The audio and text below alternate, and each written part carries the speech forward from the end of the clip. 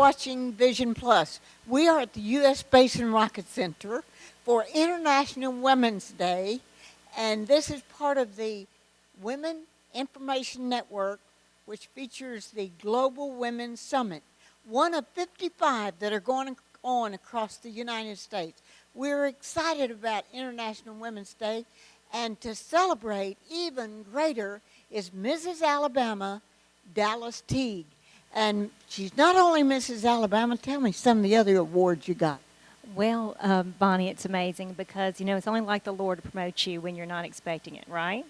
Well, this week, not only is we're celebrating, this wonderful event in Huntsville, the Global Women's Summit and International Women's Day, but I was actually found out that I became an ordained minister this week. So, with my passion to help women be their best personally, professionally, and spiritually, every time I try to take off the labels that the world has put on me, God gives me the ones I need to perfect His mission. Well, tell us a little bit about you and what you're doing now. I happen to have known this sweet, precious Dallas Teague for many years, part of the National Speakers Association. I was president of the National Speakers Association of Alabama, and you were too, weren't you? I don't think I ever made president. I was president of professional training and development, but I definitely was a member and certainly a fan of yours. Well, let's find out about your books and what you're doing on television and other places now, Dallas. Well, actually, I have a television segment called Everyday Heroes. We're looking to take that to the national platform, and there are networks getting in touch with me right now, kind of vying over that opportunity, so we're excited about that. And it's about real people making a real difference. It's really about lifting those stories to be encouraging and inspirational to others. I do have my own personal story called Finding Dallas, a personal journey through childhood abuse to the glory of God's plan.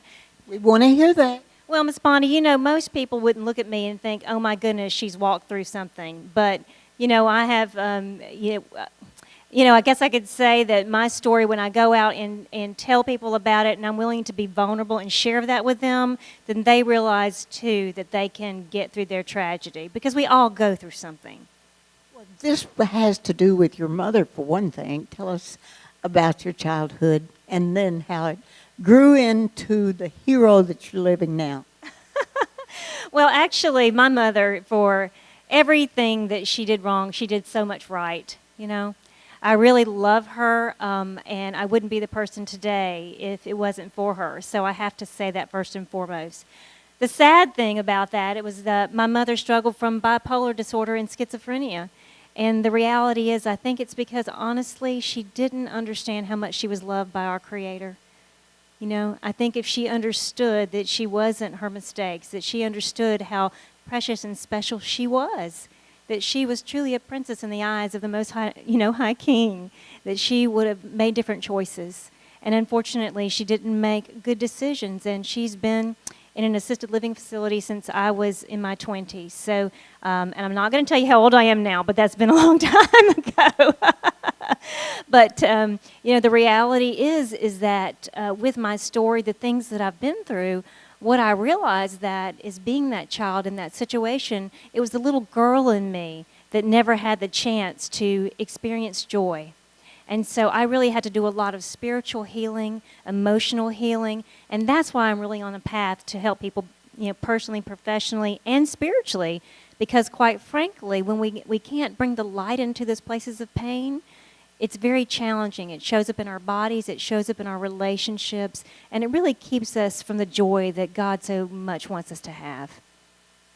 One of the things that you're doing is helping people to understand that we don't have to stay in the pain. So how are you doing that?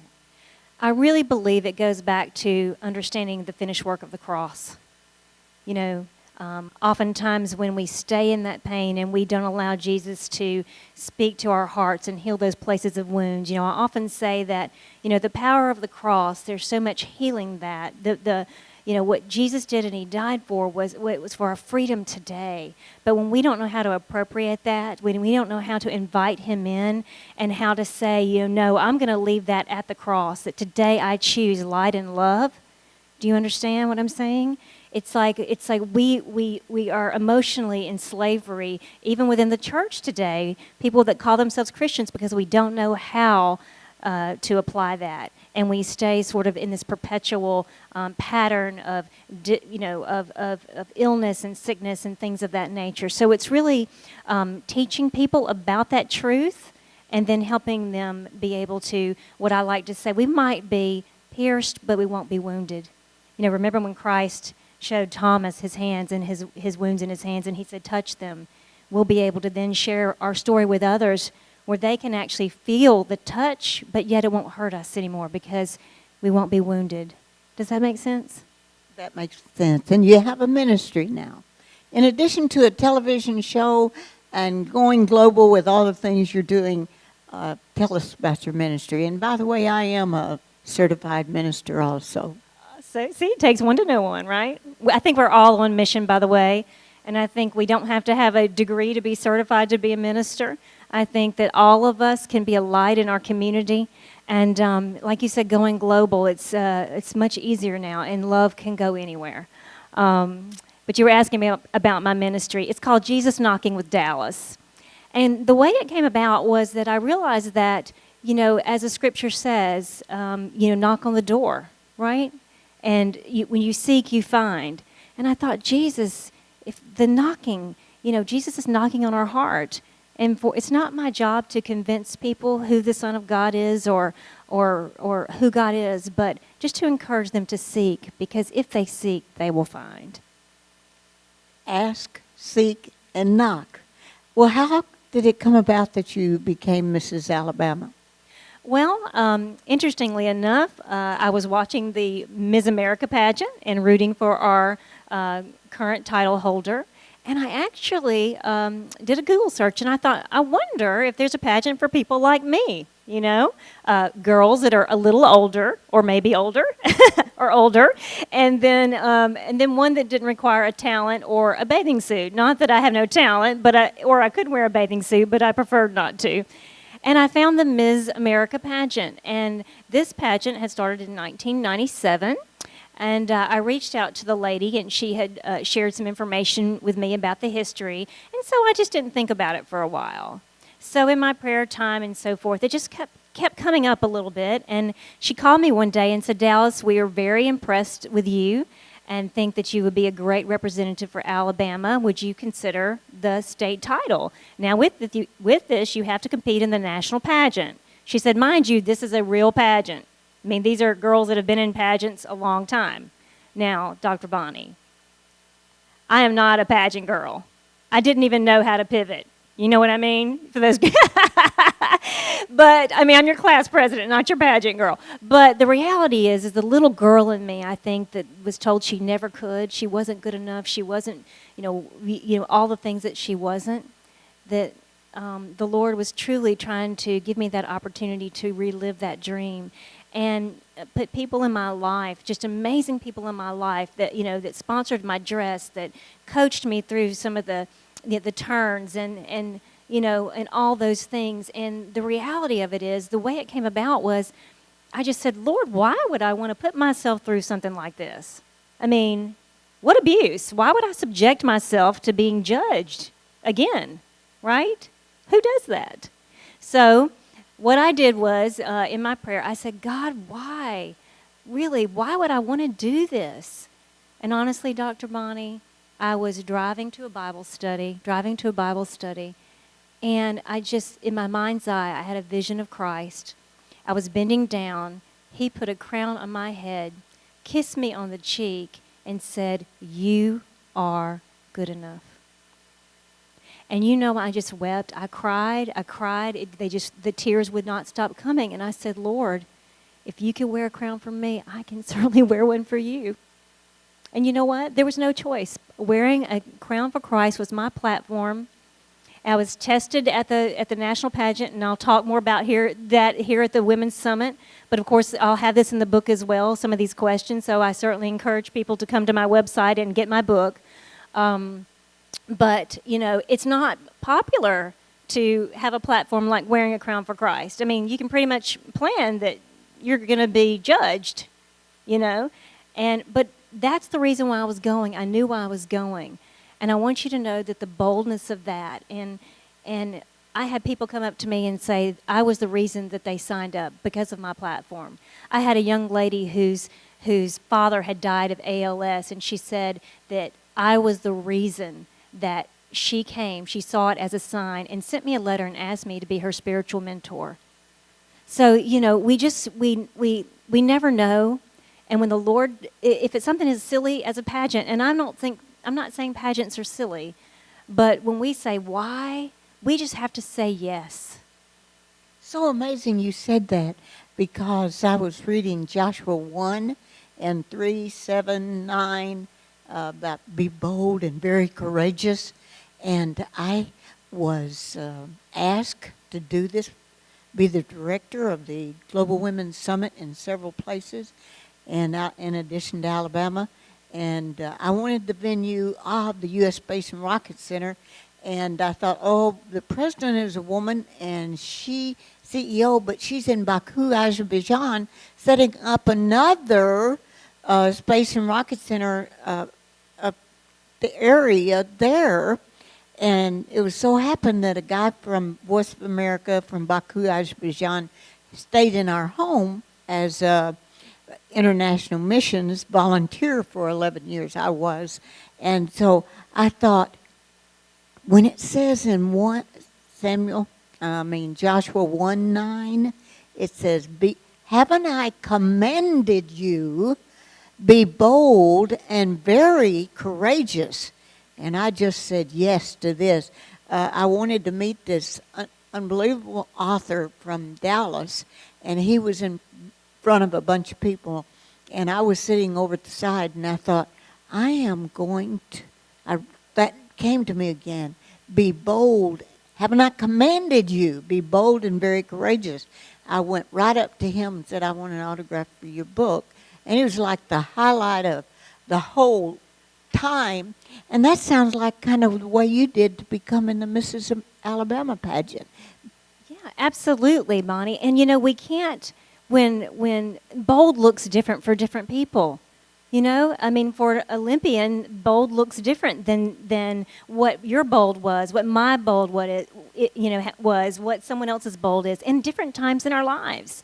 And so what's really interesting about this whole thing is, much like, again, I always say when beautiful moments happen like this, I always go, that's so God. I just go, that's so God. Because they're not consequences. They're not consequence. They're not happenstance, I believe in divine appointments, and I believe that, there's a tapestry in life. And that as we walk through different things and we meet different people, the Lord knows all along what the plans He has for us, right? Scripture says that. We just sometimes get in a rush or get frustrated and don't enjoy the journey along the way. And but what I wanted to share with you is that actually this year, through a colleague, I shouldn't say colleague, a pageant sister. I can't believe I would say that, a pageant sister. Wow, that's funny. But she is, and another wonderful, relationship that I met along the journey, shared with me about another pageant called the World's Tourism Pageant. And so, amazingly enough, the lady contacted me, and I said, well, the state of Alabama is taken. I said, I want to continue on my platform about wearing a crown for Christ, which I don't have to do a pageant to do that, of course, because we know we all wear a crown. But she said, well, what about the title of Ms. World's United Nations Tourism? Well, this is what's funny, is that I always wanted to work for the United Nations, and I have a degree in tourism, and I'm going global. So there you go. It's such a wonderful thing. Dr. Paula Bellingham actually spoke to the United Nations about International Women's Day and what's happening across the world. 377 live events in 2011, the 100th birthday of the International Women's Day, and was hardly even active in the United States. 152 other countries. So I think we need to catch up. It's about time we do, right? I want to thank you very much for coming and taking time out of your lunch hour to be here for the interview for Vision Plus, and for honoring us with your incredible story that you've been telling And I want you now to give your website so our wonderful, marvelous videographer, Thaddeus Brooke, can actually get it on the screen. Absolutely. It's DallasTeague.com or Jesus-knocking.com. Jesus-knocking.com. So it's one and the same. So I would love for you to join me on my weekly devotional blog and also my Bible studies, because, you know, it doesn't matter where you live. You can always access some inspiration, and if I could be a part of your journey, it would be a blessing. It's so wonderful to blog, too. I did one 3 or 4 years ago. I looked in my phone today, and someone else had said, "We just love your blog, and I've got it put on my blog." So you never know what is going to happen years down the road. Tell me about your books again before we leave. Well, of course, the latest one is Finding Dallas, A Personal Journey Through Childhood Abuse to the Glory of God's Plan. And really, it's not, some people have said, "Oh my goodness, I was going to be so depressed." It's really about how we get through a struggle, no matter what it is. The others are Professionally Polished, a business etiquette book to help people from any age, really. And it's about those things that we're not learning anymore and to help us be successful. Executive Etiquette Power, which is another addition to that. And I actually have home study courses and coaching opportunities, so people can work one-on-one with me as well. I want to be one of those people. Well, we want to thank you very much. We're going to hear more about the International Women's Day and the Global Women's Summit, thanks to Thaddeus Brooks. Bless your heart for watching. Believe it or not. What about that one? Now, the funny thing about that is I say, we have times in our life where we just kind of want to be lay around and just kind of relax and rest, right? And then there's those times in our life where we're driven. I can do it, I can do it, I can do it, right? Isn't that cute? I give up, I give up. Yes, okay, I'm all in. There's some things that never change, right? Look at this. That's me in 3rd grade, future president of the United States. This is me at 20-something. That's me in my 30s. Well, you don't see me in a scarf today, but here's the deal. This is my scarf area. Am I addicted or what? Now, this is the thing, is that there's going to be something in our lives, right? But we've got to find a system that works for us. This was such a blessing to me. My husband got me that for Christmas. I was like, organization, how great. But the reality is that even though there are things in our lives that, will remain in our lives, how do we make it work for us? Don't see it as an obstacle. Ask yourself, how can I do it? When we ask ourselves the question, guess what? Our brain will help us come up with a solution. It's funny because I just love the synergy of all this because, when you guys were asked to move down front, it was said you're going to be out of your comfort zone, right? It's where magic happens, isn't it? I do a segment on ABC 3340 in Birmingham, and it's called Everyday Heroes, Real People Making a Real Difference. I interviewed a gentleman recently, and he does work with inner city youth, and he talks about the window of these children and how really you have to touch them at such a young age because, it's a critical time. A lot can happen between the ages of 6 and 16, right? And he said, I'm the whitest dude. I don't know how to rap. He goes, but you know what? I don't look called to work in inner city, but yet I love those kids, and they know it. And I just encourage people to step outside their comfort zone. You may not be called to work, in the inner city. You may be called to work with your neighbor. You may be called to go to the senior center. The Lord is going to put in your heart your passion. You understand what I'm saying? Because you have what we call, a USP, or should I call a USP. Has anybody ever been in sales here? Raise your hand. Have you heard of the unique selling proposition? Okay, well, this happens to me quite frequently, but one night in my dreams, I wake up and I write down USP, unique soul perspective. It's your unique soul perspective. Because we have a journey, we have a life, we have a story. And nobody can see through your experience, can they? But yet, your perspective, coupled with your talents and your skills,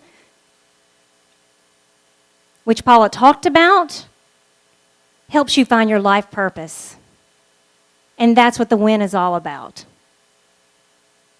Isn't that cool? You have a USP. You tell somebody, hey, I have a USP. And they go, what is that? And you go, my unique soul perspective. See? Cool is that? So when you have beliefs that no longer serve you, you know, when my belief of I'm not good enough or I'm too short or whatever that may have been, because there have been a lot, right? It doesn't work for me anymore. Because now I know that regardless of how tall I am, how big my hair is, you know, whatever that is for the given day, that I am here today. What am I going to do with the rest of my life from this moment on? What can I do today? Because we're not guaranteed tomorrow, are we? So, you guys have heard of the KISS method, right? Tell me, somebody say it. What's the KISS method? All right, well, let me tell you what my KISS is. Keep it simply savvy. Right? Because, see, I don't say anything negative. It's just not in my DNA. It's not in my fingerprints. You know, why? Life is too short, right? So let's talk about what that is, because I really feel like if we think about a kiss, right, and that's an embrace, that's showing love to someone else, correct? But think about this as a way to sort of model your behavior or what you show to others. And I think if we follow this, we'll really get ourselves out of a lot of sticky situations, okay? You ready for it? The big reveal. Drum roll. All righty, so does my behavior offend, insult, ignore, or interrupt another person? Can I say, hello, cell phone? Right? What about the next one? Would I consider this behavior rude if someone else did it? It's interesting how we'll see someone do something and we'll go, oh my gosh, did you see that? And then we turn around and do the very same thing, don't we?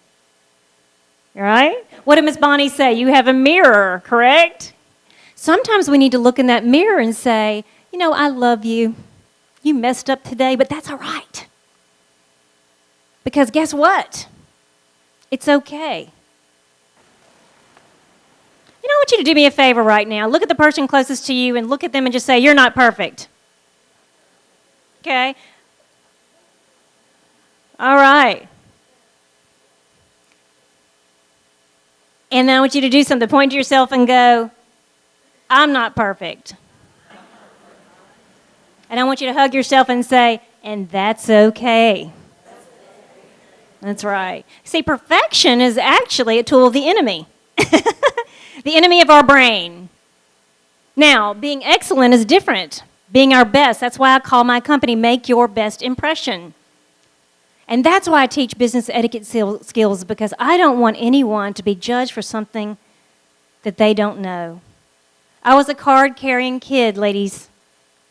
Free lunch card. I was the class president and got free lunch. And I'll tell you the day that I decided to eat and take the free lunch. You know what I'm saying? But it was hard because they didn't make the cards equal to others. Everybody knew you were a free lunch kid. You were on government assistance, right? But what I'm telling you is that when I decided, you know what, that's okay. My mom works hard. She does the best she knows how to do. I work a job and I'm going to school and I'm going to and I'm going to eat. Can I just tell you that that was an empowering moment for me? It was scary, but let me tell you, sometimes when we're the most vulnerable is when we are the strongest. And in fact, I will tell you that Jesus was the most vulnerable when he was the strongest.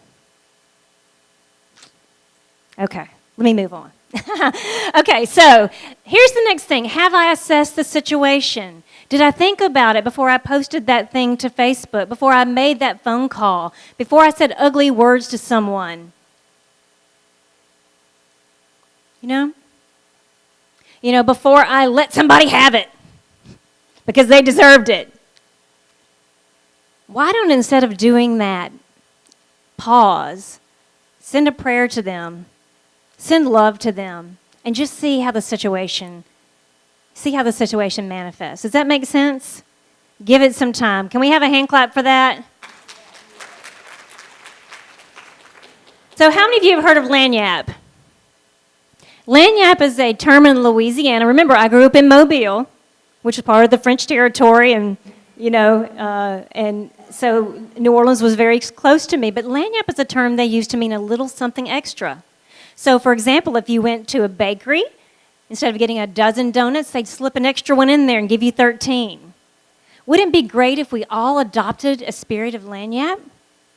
What can we do that's just a little something extra that's not expected? You know? I know last night we were in a reception and, there was a gift given. I remember thinking, saying to the person that received it, "Oh, how special." And she said, "What a blessing." You see, when we don't expect something, it's a blessing to us, isn't it? But yet, when have we ever truly been told to expect anything? Because that's taking things for granted. But if we would consider every day as a blessing and as a gift, and the people that we meet, because one thing, what we never get back is time. You being here today and dedicating your time to being here, that's an asset you never get back. It's the most precious thing. Never forget that. Never forget that. So servant leadership, and this is exactly what was mentioned earlier, and I would have to tell you, we did not collaborate about what we were talking about, and that's really funny. Not really, so God. But anyway, invest in others. We were just speaking about that. Think of others first. Give loyalty to get loyalty. Because you see, when we expand the heart and we open up that space for love, guess what happens? We receive it, don't we? When we least expect it. And exactly how we need it.